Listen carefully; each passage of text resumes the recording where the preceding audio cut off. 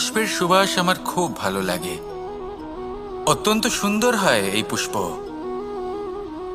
এইভাবে চারিদিকে পুষ্প দেখে মন আনন্দিত হয়ে ওঠে। এবার আপনারা ভেবে দেখুন, আমার চারিদিকে পুষ্প নয়, আগুন আছে। তাহলে কি হবে? আমার শরীর কি জ্বলে যাবে না? অবশ্যই জ্বলবে। শরীরকে কি আগুনের তাপ সহ্য করতে হবে না? অবশ্যই সহ্য করতে হবে। এটাই হলো প্রকৃতির নিয়ম। এই নিয়ম কিন্তু আমরা সবাই জানি, কিন্তু আমাদের মধ্যে বেশিরভাগ মানুষ এই বিভ্রান্তি নিয়ে বাঁচি যে এই যে প্রকৃতির নিয়ম, তা আমার ওপর প্রযোজ্য নয়। তা কিন্তু নয়। আমাদের চতুর্দিকে এই যে নিসর্গ রয়েছে, আমরা তার কতটা ক্ষতি করি সেটা একবার ভেবে দেখুন। আমরা বনাঞ্চল জ্বালিয়ে দিই, বায়ু দূষিত করি, জল দূষিত করি, প্রাণীদের হত্যা আমরা করি। কেন?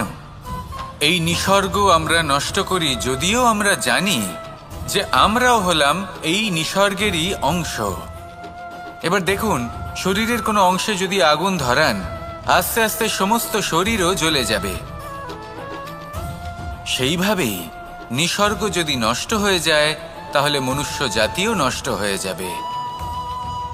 তাই এই যে নিসর্গ আপনি দেখছেন, এই পুষ্প, এই বৃক্ষ, বায়ু, জল, এদের সকলকে রক্ষা করুন, নষ্ট নয়। মনে রাখবেন, যদি নিসর্গ থাকে মানুষ থাকবে, যদি নিসর্গ থাকে তাহলেই জীবন থাকবে। আসুন আমার সাথে ভালোবেসে বলুন, রাধা রাধা। সংসারে আমাদের জীবনে যখন কোনো সুখ বা দুঃখ আসে, তার জন্য আমরা কাউকে না কাউকে অবশ্যই দায়ী করে থাকি, তাই না? এই ব্যক্তি আমাদের সাথে এরকম কাজ করেছেন, তাই আমার সাথে এমন হলো। ওই ব্যক্তি যদি এমনটা না করতেন, তাহলে আজ আমি ওই স্থানে পৌঁছতে পারতাম। সবই আপনার দৃষ্টিভঙ্গির ওপর নির্ভরশীল। আর যদি আপনার দৃষ্টিভঙ্গি এমন হয়, তাহলে তা অনুচিত। সত্যি কথা বলতে, এই সংসারে ভিন্ন ভিন্ন ধরনের মানুষ আছে। এটা আপনার ওপর নির্ভর করছে কিভাবে তাদের স্বাগত জানাবেন। একবার ভাবুন, আমি আমার দুটো হাত সামনে নিয়ে এলাম, দুটো মুঠো খুলে দিলাম। দুই প্রকারের মানুষ আসবেন, কিছু না কিছু দিয়ে যাবেন। এই মুঠো যদি আমি বন্ধ করে দিই, তাহলে না কেউ আমাকে কিছু দিতে পারবে, না আমার কিছু যাবে আসবে। নিশ্চয়ই বুঝতে পারছেন এই দুই ধরনের ব্যক্তি কারা এবং তারা কি দিয়ে যান। আমি যদি নিজের মুঠো খুলে দিই, তাহলে কিছু ভালো মানুষ আসবেন, আমাকে আনন্দ, সন্তুষ্টি, জ্ঞান প্রদান করে যাবেন, ভালো অভিজ্ঞতা দিয়ে যাবেন। কোনো খারাপ ব্যক্তি যদি আসেন, তাহলে তিনিও খারাপ অভিজ্ঞতা দেবেন, যার থেকে আমি শিক্ষা লাভ করব। এই সব কিছু আমি লাভ করতে পারি। মুঠো যদি বন্ধ করে রাখি, তাহলে আমি কিছুই পাবো না। দেখুন, এই সংসারে প্রত্যেকের জীবনে এইরকম। প্রত্যেকের জীবনে সবকিছুই আছে, ভালো খারাপ দুই মানুষই আছে। ভালো অভিজ্ঞতা আছে, খারাপ অভিজ্ঞতা আছে। নির্ভর করছে আপনার উপর যে আপনি কি করবেন, এনাদের স্বাগত কিভাবে জানাবেন, কার থেকে কি বুঝবেন, কি শিখতে পারবেন, আর কোন দৃষ্টিভঙ্গি নিয়ে অগ্রসর হবেন। এটাই নির্ধারণ করবে যে আপনার জীবন কেমন হবে। আসুন আমার সাথে ভালোবেসে বলুন, রাধা রাধা। জীবনে যখন কোনো ব্যক্তি নিজের লক্ষ্য প্রাপ্তির জন্য নিরন্তর পরিশ্রম করতে থাকেন, চেষ্টা করতে থাকেন, তখন তিনি কষ্ট অনুভব করেন। কখনো শারীরিক কষ্ট, কখনো মানসিক কষ্ট। এবার উনি এটা ভাবতে থাকেন যে আমি কি উচিত করছি নাকি অনুচিত করছি। কারণ অন্যদিকে এমন একজন ব্যক্তিও আছেন যিনি একদমই পরিশ্রম, চেষ্টা করছেন না। তিনি মদিরা পান করেন, বিলাসিতায় জীবন কাটান, অলস প্রকৃতির হয়ে ওঠেন, নিদ্রাতে বিলীন হয়ে থাকেন আর ভাবেন যে তিনি সুখ লাভ করছেন। কিন্তু এরকম কেন হয়? কারণ যখন আমরা সৎ পথে থাকি, উচিত পথে চলি, লক্ষ্য প্রাপ্ত করার জন্য চেষ্টা করতে থাকি, তখন আমাদের ভেতরে থাকা নেতিবাচক শক্তি এবং পাপ এই দেহকে ত্যাগ করে দেয়। আর এই অনুভূতিটাই আমাদের দুঃখের অনুভূতি দেয়, কষ্ট দেয়। এবার সেখানে যদি আমরা কুপথে চলি, অনুচিত পথে চলতে থাকি, তাহলে আমাদের ভেতরে থাকা পুণ্য এবং ধনাত্মক শক্তি আমাদের দেহ ত্যাগ করে দেয়। আর এই অনুভূতির কারণেই আমরা সুখ অনুভব করি। কিন্তু কখনো ভাববেন যে এই সুখ বেশি সময় পর্যন্ত থাকে না। সেই জন্য সবসময় মনে রাখবেন, যদি আপনি জানেন যে এটাই আপনার লক্ষ্য, এটাই উচিত পথ, শুভ পথ, তাতে নিরন্তরভাবে এগিয়ে যেতে চেষ্টা করতে থাকুন। এই কষ্ট আপনাকে সুখের পরাকাষ্ঠায় কখন পৌঁছে দেবে তা আপনি জানতেই পারবেন না। আসুন আমার সাথে ভালোবেসে বলুন, রাধা রাধা। প্রত্যেক মানুষ নিজের জীবনে হীরক তথা হিরে এবং দর্পণ এই দুই দেখেছেন।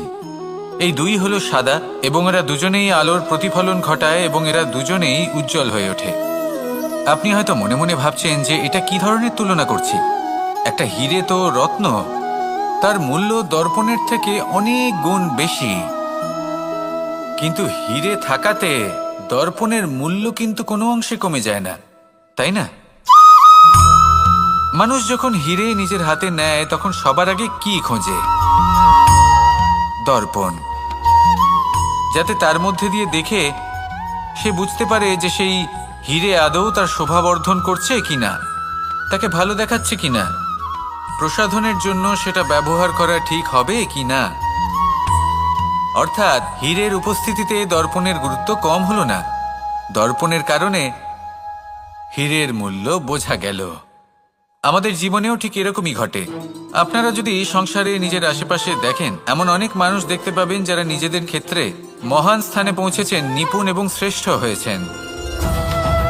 আর তাদের মধ্যে আপনার নিজের মনে হয় যেন আপনি হলেন দর্পণ। নিজেকে ছোট মনে করবেন না। আপনার মূল্য কম হচ্ছে না, আপনার নিজস্ব মূল্য আছে। আর যদি আপনার অস্তিত্ব না থাকে তাহলে ওনাদের অস্তিত্বের মূল্য সংসার বুঝতেই পারবে না। জীবনে সবসময় চেষ্টা করবেন যাতে আপনি আরো বেশি শ্রেষ্ঠ হয়ে উঠতে পারেন। আপনি নিজে যে স্থানে আছেন সেটাকে ছোট মনে করবেন না, তারও নিজস্ব একটা মূল্য আছে। যদি আপনি হিরে হয়ে থাকেন তাহলে অহংকার করবেন না, যদি আপনি দর্পণ হয়ে থাকেন তাহলে নিজেকে ছোট মনে করবেন না।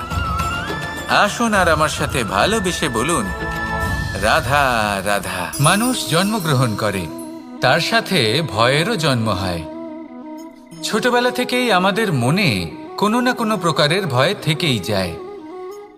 কেউ এই বিষয়ে ভয় পায় যে তার কোনো বস্তু তার থেকে দূরে চলে যাবে, কেউ এই বিষয়ে ভয় পায় যে আমি নিজেকে হারিয়ে ফেলব, কেউ এই ভেবে ভয় পায় যে আমার প্রিয়জনেরা তারা যেন আমার থেকে দূরে না চলে যায়, কেউ এই ভেবে ভয় পায় যে আমরা যেন পথ না হারিয়ে ফেলি, আদি ইত্যাদি। কিন্তু সত্যি কথা বলতে ভেবে দেখুন, এই ভয় বাস্তবে কি? শুধুই একটা মনস্থিতি, আর কিছুই নয়।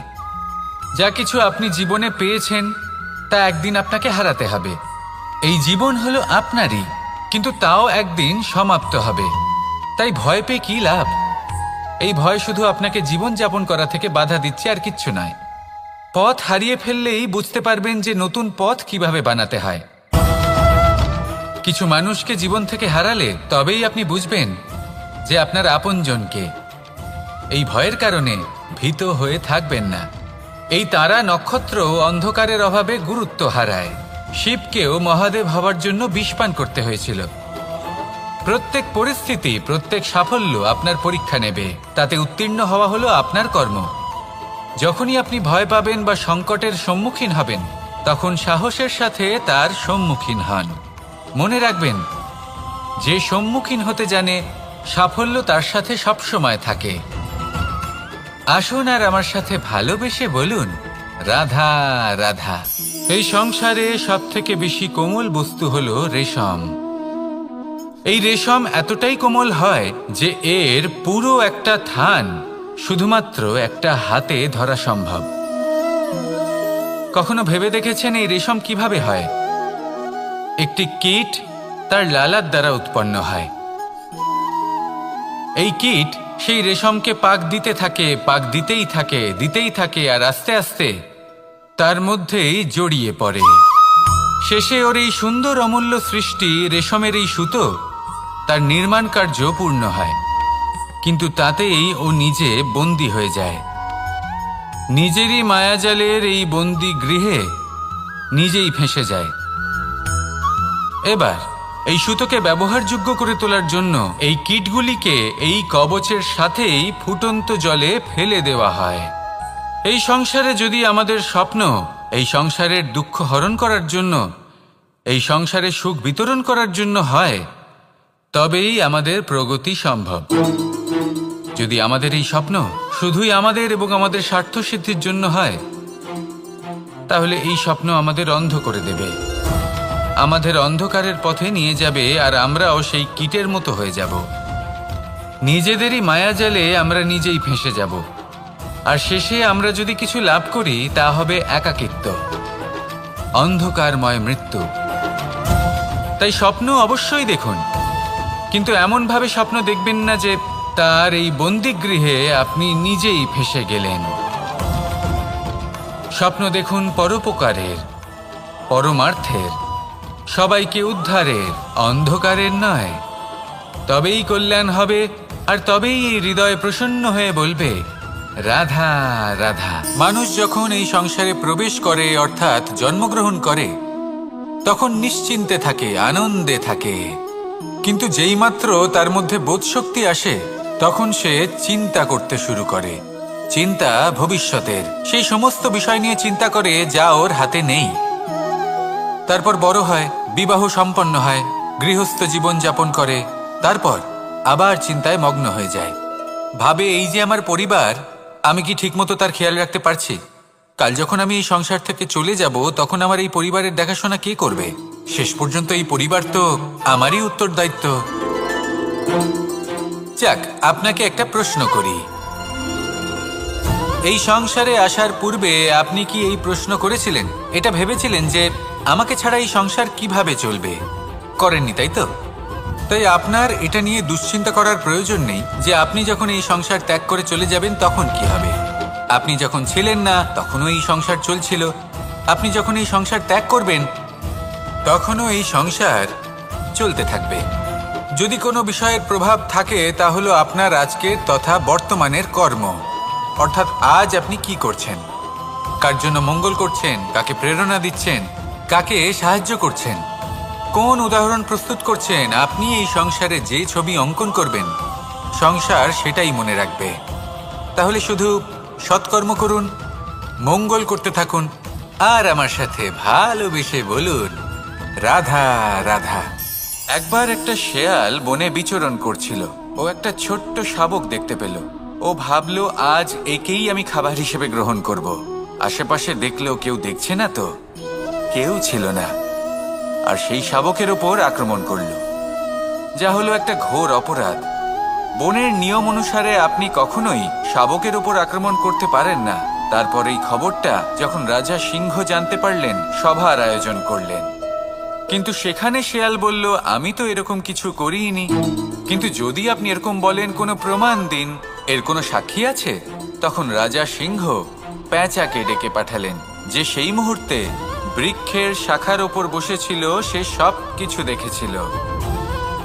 পেঁচা সব সত্যি কথা বলল, আর শেয়ালকে মৃত্যুদণ্ড দেয়া হলো। এবার এই কাহিনী আমি আপনাকে কেন শোনালাম?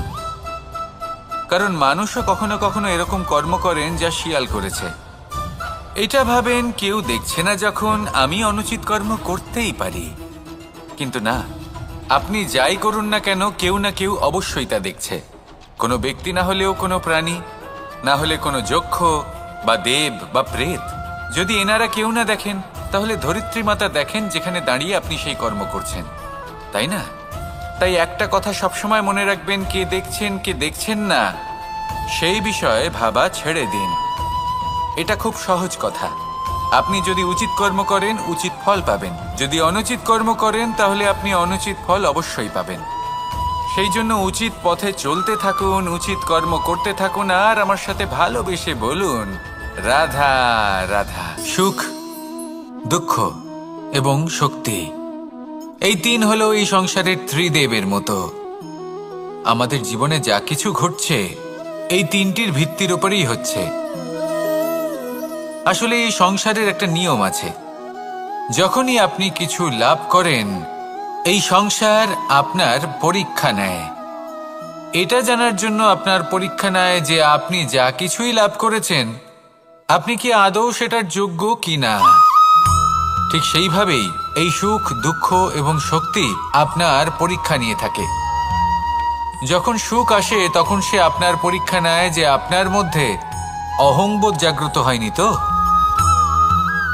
যদি অহংবোধ চলে আসে তাহলে সুখ সেখানেই সঙ্গ ত্যাগ করে। দুঃখ আপনার ধৈর্যের পরীক্ষা নিতে থাকে, আর যদি আপনার মধ্যে ধৈর্য না থাকে তাহলে এটা আপনাকে আরো বেশি দুঃখের গভীর অন্ধকারে ঠেলে দেবে। সেখানে শক্তি পরীক্ষা নেয় আপনার বিনম্রতার। যদি আপনি বিনম্র না হন তাহলে হয় এই শক্তি আপনার সঙ্গ ত্যাগ করবে, নয় এই শক্তি বিনম্রতার অভাবে আপনার পতনের কারণ হতে পারে। এই সংসারে যে কোনো ব্যক্তি যিনি এই পরীক্ষায় উত্তীর্ণ হয়ে থাকেন, এই জীবনে তিনি সাফল্য লাভ করেন। আসুন আমার সাথে ভালোবেসে বলুন, রাধা রাধা। আমি মনুষ্য রূপে জন্ম নিয়েছি এবং সমস্ত কর্ম এই রূপেই করেছি, কিন্তু আশ্চর্যের বিষয় হলো যে আজও মানুষ আসেন এবং হাত জোড় করে প্রার্থনা করেন যেন আমি ওনাদের সহায়তা করি। আপনাদের একটা কথা বলতে চাই, আমি সকলকে সাহায্য করতে পারবো না, কিন্তু আমি শিক্ষা অবশ্যই দিতে পারবো, জ্ঞান প্রদান করতে পারবো।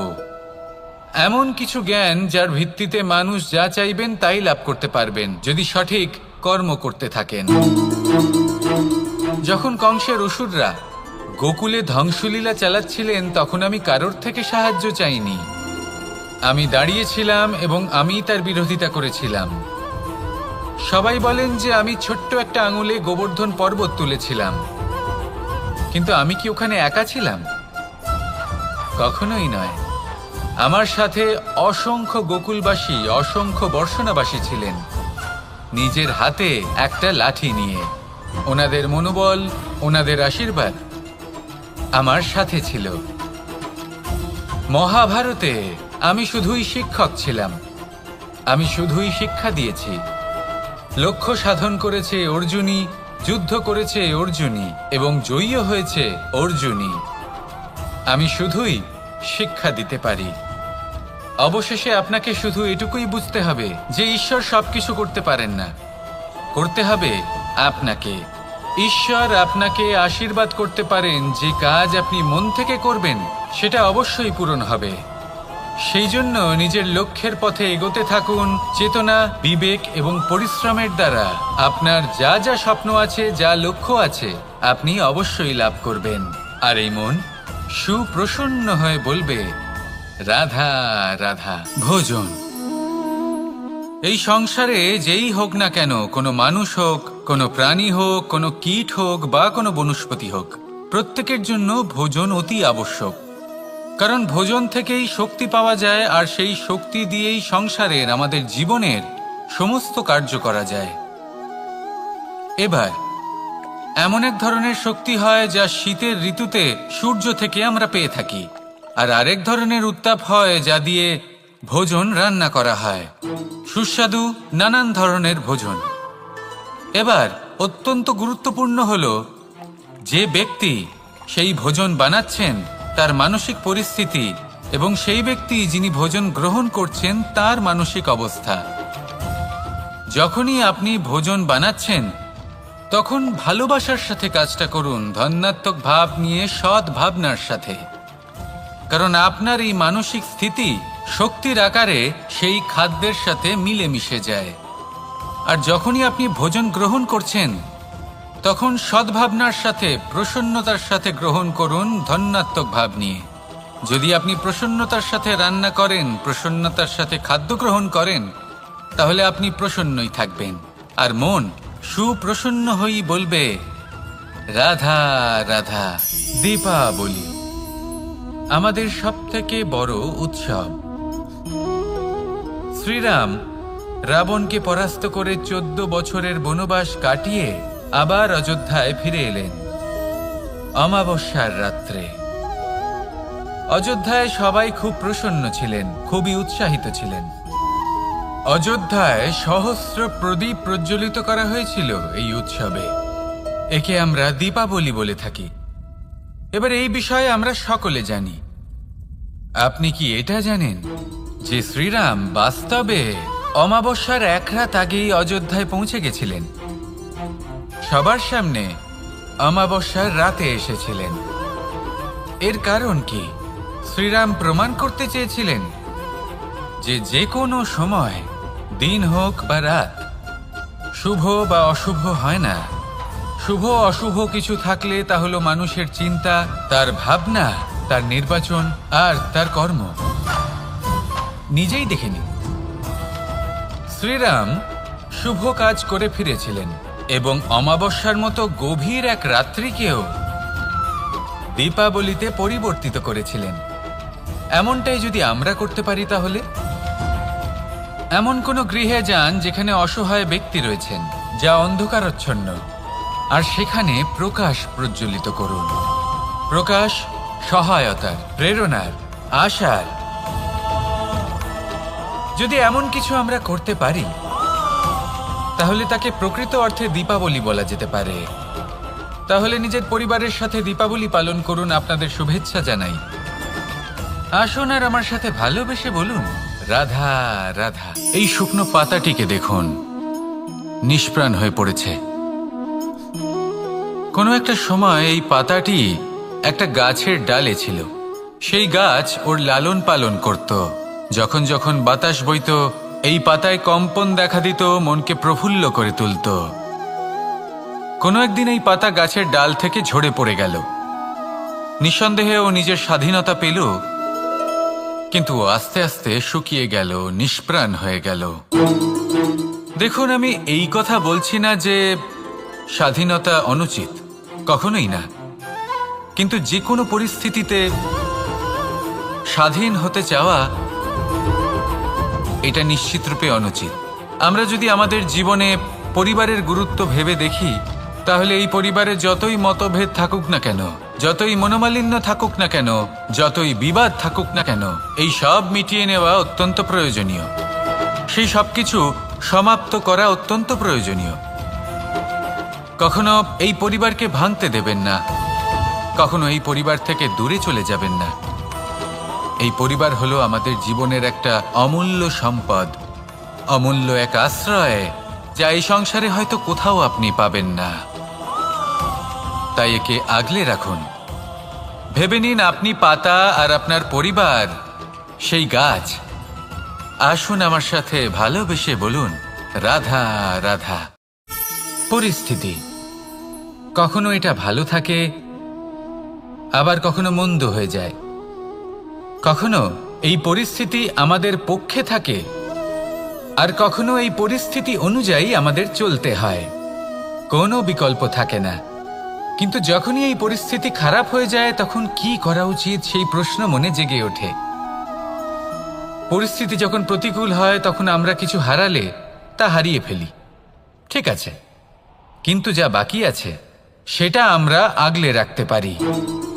পরিস্থিতিকে সামলে রাখার চেষ্টা আমরা অবশ্যই করতে পারি, শুধু সেটুকুই আমাদের হাতে রয়েছে। কিন্তু এর থেকেও বড় সমস্যা আছে, অহংকার। কখন প্রবেশ করে আমরা জানতেও পারি না। এই অহংকার আপনাকে বুঝতেও দেবে না যে আপনি সত্যি কিছু হারিয়েছেন। আপনার কিছুই যাবে আসবে না। দেখতে গেলে আকাশের সূর্য নিজের প্রকাশ হারিয়ে ফেলে যখন অন্ধকার ঘনিয়ে আসে। তাহলে আমরা কে হই? ওনার সামনে তো কিছুই নই। এই অহংকার আমাদের দমন করতেই হবে। এটা বিশ্বাস করতে হবে যে এই সমগ্র সৃষ্টিতে আমরা শুধুমাত্র একটা কণা, তার থেকে বেশি আর কিছুই নয়।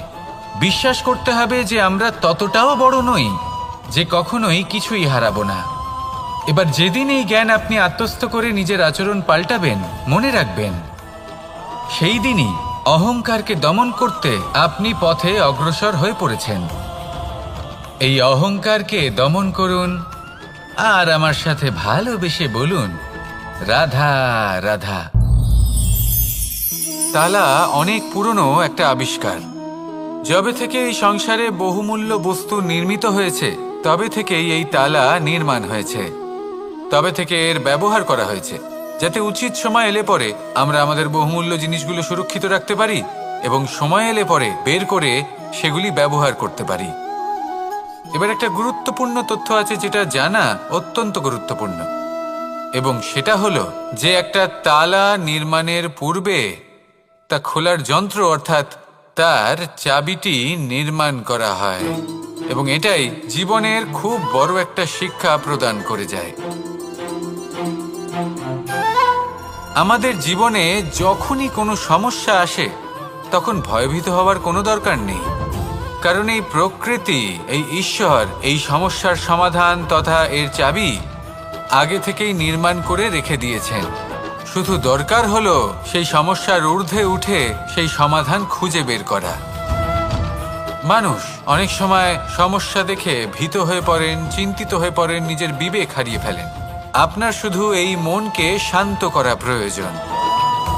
এই শান্ত মনের সাথে এই সমস্যার নিবারণ খুঁজে নিতে হবে।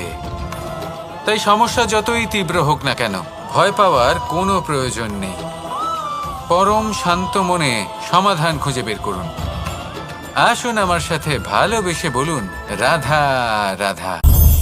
মানুষ বড়ই বিচিত্র প্রাণী। অধিক থেকে অধিকতর ধন লাভ করার চেষ্টায় নিজের শরীরকে নষ্ট করে ফেলেন, নিজের শক্তি হারিয়ে ফেলেন, নিজের সামর্থ্য হারিয়ে ফেলেন। আর যে ধন লাভ করেন সেটা কোথায় যায়? সেই শক্তি, সেই সামর্থ্যকে আবার ফিরে পাওয়ার জন্য।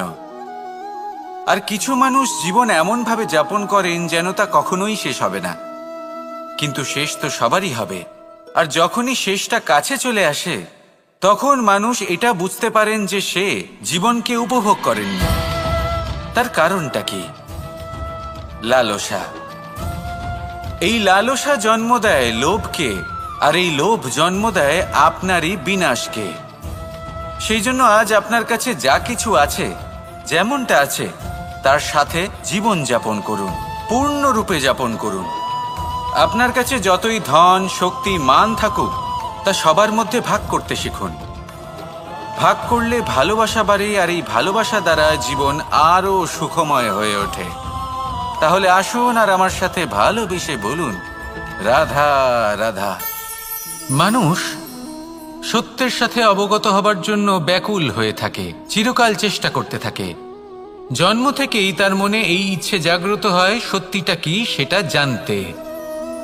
এবার এই ইচ্ছে, এটা পূর্ণ কিভাবে করা যেতে পারে? কারোর মনে হয় যে জ্ঞান অর্জন করলেই এই ইচ্ছে পূর্ণ হতে পারে, তাই কেউ কেউ জ্ঞানের পেছনে ছুটতে থাকেন। কেউ এটা ভাবেন যে এই ইচ্ছে পূর্ণ করা যেতে পারে ধন আর শক্তির দ্বারা, তাই তারা ধন আর শক্তি প্রাপ্ত করতে চান। কেউ আবার ভাবেন যে অন্তরের মন্থন দ্বারা এটা সম্ভব হতে পারে। এবার এটাও সত্যি যে মন্থন করলে অমৃত লাভও সম্ভব হতে পারে, কিন্তু তার জন্য এই মন্থন করার জন্য একটা উচিত দিকে অগ্রসর হওয়া প্রয়োজনীয়। উচিত সংযমের দ্বারা সামনে এগোতে হবে, আর কোনো আশা না করে সামনে এগিয়ে যেতে হবে, তবেই এটা সম্ভব হতে পারে। একটা বাদ্যযন্ত্রের কথা ভেবে দেখা যাক। তার থেকে সুর তখনই নির্গত হয় যখন তার তারগুলি ঠিক করে বাঁধা হয়। যদি বেশি বেঁধে ফেলা হয় তাহলে তার ছিঁড়ে যেতে পারে, আর যদি ঢিলে থেকে যায় তাহলে তার থেকে উচিত সুর নির্গত হবে না। একটা অত্যন্ত গুরুত্বপূর্ণ কথা মনে রাখবেন, সত্যকে লাভ করার প্রাথমিক আধার হল অনুশাসন। জীবনে এই অনুশাসন আনুন, সত্য আপনা আপনি আপনার কাছে চলে আসবে, আর এই মন প্রসন্ন হয়ে বলবে, রাধা রাধা। জীবনে যখনই কোনো কঠিন কাজ আমাদের সামনে আসে তখন আমরা কারোর না কারোর থেকে সাহায্য চাই, যেটা উচিত। কিন্তু যদি যে কোনো ছোটখাটো বিষয়ে আমরা সাহায্য চাইতে শুরু করি তাহলে কি হবে? তাহলে আমরা নিজেদের সামর্থ্য, নিজেদের যোগ্যতাকে কখনো বাড়তেই দেব না, না আমাদের শক্তি কখনো বাড়বে, কারণ এটা আমাদের অভ্যেস হয়ে যাবে। যাই ঘটুক আমরা কারোর থেকে সাহায্য চাইতে চলে যাব, এটাই আমাদের স্বভাব হয়ে যাবে। সেই জন্য আমাদের যেটা করা উচিত সেটা হলো, যতক্ষণ না আর কোনো উপায় থাকছে ততক্ষণ আপনি কারোর থেকে সাহায্য চাইতে যাবেন না। চেষ্টা করুন, যা সংকট থাকুক, সমস্যা থাকুক, পরিস্থিতি যতই কঠিন হোক, নিজে সমাধান করতে চেষ্টা করুন। যতটা পারবেন আত্মনির্ভর হওয়ার চেষ্টা করুন। যদি এটা করতে পারেন তাহলে আপনি অনেক কিছু শিখবেন। দিন প্রতিদিন আপনার জীবন আরও বেশি উজ্জ্বল হয়ে উঠবে, ব্যক্তিত্বের বিকাশ ঘটবে, আপনার শক্তি বৃদ্ধি পাবে, যোগ্যতা বৃদ্ধি পাবে, আত্মবিশ্বাস জেগে উঠবে, আর আত্মনির্ভর হয়ে মন বলবে, রাধা রাধা। আমাদের জীবন হলো একটা উপবনের মতো, যেখানে কাঁটাও আছে আবার ফুলও আছে। আর যদি আপনি ফুল লাভ করতে চান তাহলে কাঁটার সংস্পর্শে তো আপনাকে আসতেই হবে। এটাই জীবনের সত্য। আমাদের জীবনে, আমাদের পরিবারে, আমাদের সমাজে দেখবেন ভিন্ন ভিন্ন ধরনের মানুষ আছে। কেউ আছেন দুর্জন, কেউ সজ্জন, কেউ শত্রু হন তো কেউ মিত্র। যদি আপনি দুর্জনদের কাছে যান তাহলে শুধুই কষ্ট পাবেন, যদি আপনি শত্রুর কাছে যান তাহলে ঝামেলায় জড়িয়ে পড়বেন। তার চেয়ে ভালো আপনি সজ্জনদের কাছে যান, আনন্দ এবং জ্ঞান লাভ করবেন। নিজের মিত্রদের কাছে যান, আপনি সাহস লাভ করবেন। আরও একটা কথা বলি, এই জীবন এত বড়ও নয় যে আপনি প্রত্যেক সমস্যায় প্রত্যেক মানুষের সাথে ঝামেলায় জড়াবেন। শুধু যার সাথে আপনার মনের মিল হবে তাকে প্রণাম করুন, আর যার সাথে মনের মিল হবে না তাকে দূর থেকে প্রণাম করুন। কিন্তু মনের মধ্যে থেকে প্রেমের বোধ কোথাও যেতে দেবেন না, কারণ এই ভালোবাসাই শেষ মুহূর্তে আপনার উচিত পথ প্রদর্শন করবে। তাই এই ভালোবাসাকে মনে জাগ্রত রাখুন, আর এই ভালোবাসার সাথেই বলুন, রাধা রাধা। কোনো এক সময়ের কথা, একজন জেলের একটা ছোট্ট পুত্র ছিল। সে ভাবল যে আমি আমার বাবার মতোই মাছ ধরব। তখন সে একটা লাঠি নিল, তাতে দড়ি বাঁধল, আর সেই দড়ির মুখে যে কাঁটা বিঁধে থাকে তাতে চারা ঝুলিয়ে জলে ফেলল আর বসে থাকল। কিছু সময় পরে জলে একটি তরঙ্গ দেখা গেল। ও বুঝতে পারল খুব বড় একটা মাছ ফাঁদে পড়েছে। ও বল প্রয়োগ করলো, সেটা টানার চেষ্টা করলো। মাছও বল প্রয়োগ করলো, আর শেষে যেটা হলো সেই দড়ি ছিঁড়ে গেল আর মাছ বেঁচে পালিয়ে গেল। দেখুন, ও অনেক চেষ্টা করলো কিন্তু অসফল হলো। কখনো অধিক বল প্রয়োগ করলো, আবার কখনো কম বল, কিন্তু কিছুতেই সফল হলো না। ও পঞ্চমবার প্রচেষ্টা করলো, না বেশি বল প্রয়োগ করলো না কম, ততটাই বল প্রয়োগ করলো যতটা পর্যাপ্ত, ঠিক ততটাই বল, যতটা বল সেই মাছ প্রয়োগ করলো। আর শেষ পর্যন্ত জীবনে প্রথমবার ও মাছ ধরতে সফল হলো। এবার এই কথার সারমর্ম কি? ভারসাম্য। এটাই হলো জীবনের সবথেকে বড় নিয়ম। আমাদের সবার জীবনে সমস্যা রয়েছে, কখনো মন দিয়ে ভেবে দেখবেন। জীবনে যদি কোনো ক্ষুদ্র সমস্যা বা ছোট সমস্যা থাকে আর সেটা সমাধান করার জন্য আপনি বেশি চেষ্টা করছেন, তাহলে তার দ্বারা সমাধান হয় না, বরং আরও বিপদ বেড়ে যায়। যখন কোনো বড় সমস্যা থাকে আর আপনি কম চেষ্টা করতে থাকেন, তখন সমাধান হয় না, তা চলতেই থাকে। শুধু এটাই হলো ব্যাপার। জীবনের সমস্ত সমস্যার একটা ভারসাম্য বজায় রাখা, যদি এটা আপনি শিখে ফেলতে পারেন, জীবনটা আপনার হাতের মুঠোয় থাকবে। আসুন আমার সাথে ভালোবেসে বলুন, রাধা রাধা। মানুষের জীবনে স্বচ্ছতার একটা আলাদা গুরুত্ব আছে। যদি আপনি নিজেকে স্বচ্ছ রাখেন তাহলে আপনার নিজেরও ভালো লাগবে, সামনের ব্যক্তিরও ভালো লাগবে, একটা অন্যরকম প্রভাব পড়বে। কিন্তু একজন শ্রেষ্ঠ ব্যক্তি কিভাবে হয়ে ওঠা সম্ভব? যার মধ্যে গুণ আছে, শিক্ষা আছে, শুভ চেতনা আছে, যিনি সৎকর্ম করেন। কিভাবে হব সেই ব্যক্তি যার মধ্যে জ্ঞান আছে? শুধুমাত্র স্বচ্ছ থাকলে তো তা হওয়া সম্ভব নয়। প্রথমে আপনাকে বুঝতে হবে যে মানুষের মধ্যে 4টি মূল তত্ত্ব আছে। প্রথম হলো তার শরীর, যার দ্বারা উনি যে কোনো কর্ম করে থাকেন। দ্বিতীয় তত্ত্ব হলো তার মন, যার দ্বারা কোনো কর্ম করার জন্য সে নিজেকে প্রেরণা দিতে থাকে। তৃতীয় তত্ত্ব হলো বুদ্ধি, যে কর্ম আমরা করতে চাই, যে লক্ষ্যে আমরা পৌঁছতে চাই, সেটা আমরা কিভাবে কোন পথে করব সেটা স্থির করা যায় বুদ্ধি দিয়ে। আর চতুর্থ তত্ত্ব হলো আত্মা। আত্মা হলো এমন এক তত্ত্ব যার কোনো সমাপ্তি নেই। আত্মা হলো অজয়, কিন্তু এরও শুদ্ধিকরণের প্রয়োজন হয়। এই 4টি তত্ত্বের শুদ্ধিকরণ করতে থাকুন, এদের নির্মল রাখুন, শুদ্ধ রাখুন। এবং এটা কিভাবে হবে?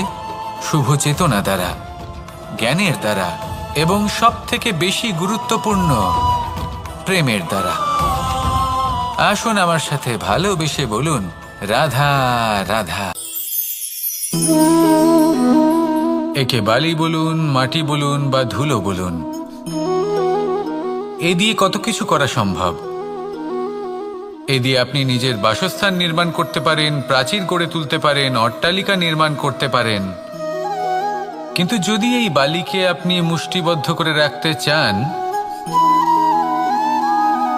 তাহলে তা হাত থেকে ফসকে যাবে। আপনি কখনোই একে মুষ্টিবদ্ধ করতে পারবেন না। এরকমই হয় আমাদের জীবন, আর এরকমই হয় সময়। এই মুষ্টিবদ্ধ করা বালির মতো। সময়কে আমরা বাধা দিতে পারবো না, আটকেও রাখতে পারবো না। এ হলো প্রবাহমান। জন্ম থেকে মৃত্যু পর্যন্ত এই যে সময়, তা খুবই সীমিত। আর এই সময় আমরা যেটাই করি তার দ্বারাই আমাদের মূল্য নির্ধারিত হয়। আর এই সংসার থেকে চলে যাওয়ার পরেও এই সংসার এই সব কর্মের জন্যই আমাদের মনে রাখে। তাই যদি আপনি এটা ভাবেন যে আজ যে কর্ম করার ছিল আমি না হয় কাল করে নেব, কাল আমার লক্ষ্যে পৌঁছানোর কথা ছিল আমি পরশু পৌঁছব, না, এই সময় খুব মূল্যবান, একে নষ্ট করবেন না। এই সময়কে সদ্ব্যবহার করুন, মহান হবার পথে অগ্রসর হন। একে যদি মুষ্টিবদ্ধ করে রাখার চেষ্টা করেন, এই সময় থেমে থাকবে না। আসুন আমার সাথে ভালোবেসে বলুন, রাধা রাধা। আমরা চাই বা না চাই, আমরা সবসময় নয় কোনো না কোনো লক্ষ্যের দিকে এগিয়ে চলেছি বা কোনো না কোনো যুদ্ধ করেই চলেছি। যেমন যে যুদ্ধ মনের মধ্যে চলছে সেগুলো হলো অন্তর্মনের যুদ্ধ, যেমন পরিবার প্রতিপালনের যুদ্ধ, কর্তব্য পালনের যুদ্ধ, কোনো প্রিয়জনকে না হারানোর যুদ্ধ। এসব যুদ্ধ মনের মধ্যে চলে এবং সেদিক থেকে দেখতে গেলে আমরা হলাম এই সংসারের সব থেকে বড় যোদ্ধা, তাই না? কিন্তু এই সব যুদ্ধে যদি আপনি জয়ী হতে চান তাহলে 3টি বিষয় আপনাকে মাথায় রাখতে হবে। প্রথম হলো, সেই ব্যক্তি যিনি এই যুদ্ধে পরাজিত হয়েছেন তাকে নিজের থেকে দূরে করে দেবেন না, বরং আপনি তার কাছে যান, তার সাথে কথা বলুন, কথাবার্তা চালান, আলোচনা করুন, তার থেকে পরামর্শ নিন এবং বুঝতে চেষ্টা করুন উনি কি ভুল করেছিলেন এবং সেই ভুল নিজের জীবনে করবেন না। দ্বিতীয়, সেই ব্যক্তি যিনি এই যুদ্ধে জয়লাভ করেছেন তার অভিজ্ঞতা থেকে শিখুন। তিনি কি কি পদক্ষেপ নিয়েছেন, কিভাবে তিনি প্রারব্ধের গতিপথ বদলে দিয়েছেন, কোথায় বুদ্ধি প্রয়োগ করেছেন আর কোথায় বল প্রয়োগ করেছেন, এই সব কিছু তার থেকে শিখুন। এবং তৃতীয়, আপনার নিজের বিবেক, তার কোনটা উচিত বোধ হচ্ছে কোনটা অনুচিত বোধ হচ্ছে সেটা বুঝে নিন। যদি এই 3টি বিষয় আপনি বুঝতে পারেন তাহলে ধরে নিন যে আপনি সাফল্যের পথে অগ্রসর হয়ে চলেছেন। আসুন আমার সাথে ভালোবেসে বলুন, রাধা রাধা। কনক, কি সুন্দর একটা শব্দ। এর অনেকগুলো রূপ রয়েছে, অনেকগুলো অর্থও রয়েছে। প্রথম অর্থ হলো স্বর্ণ, অর্থাৎ সম্পত্তি। দ্বিতীয় অর্থ ধুতুরা, অর্থাৎ গাছের ছোট একটা বীজ যা কিনা অত্যন্ত শক্তিশালী হয়।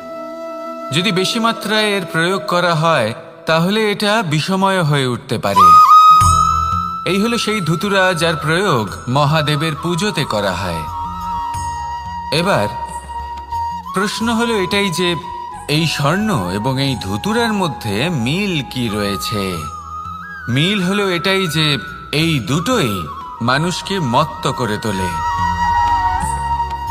ধুতুরা মানুষকে তখন মত্ত করে যখন তাকে সেবন করা হয়, কিন্তু স্বর্ণ, ধন, সম্পত্তি, মানুষ এটা যতটাই অর্জন করে নেয় সেটাই যথেষ্ট। এই স্বর্ণ মানুষের ভাবনা চিন্তা করার ক্ষমতাকে বশ করে ফেলে। মানুষ সম্পত্তির লোভে মত্ত হয়ে ওঠে, কারণ যে যত চমৎকারী, যতটা অমূল্য হয়, তাকে সামলানো কিন্তু ততটাই কঠিন, তাই না? তাই মনে রাখবেন, ধন, স্বর্ণ, সম্পত্তি এগুলো ধুতুরার থেকেও অনেক বেশি বিষাক্ত হতে পারে।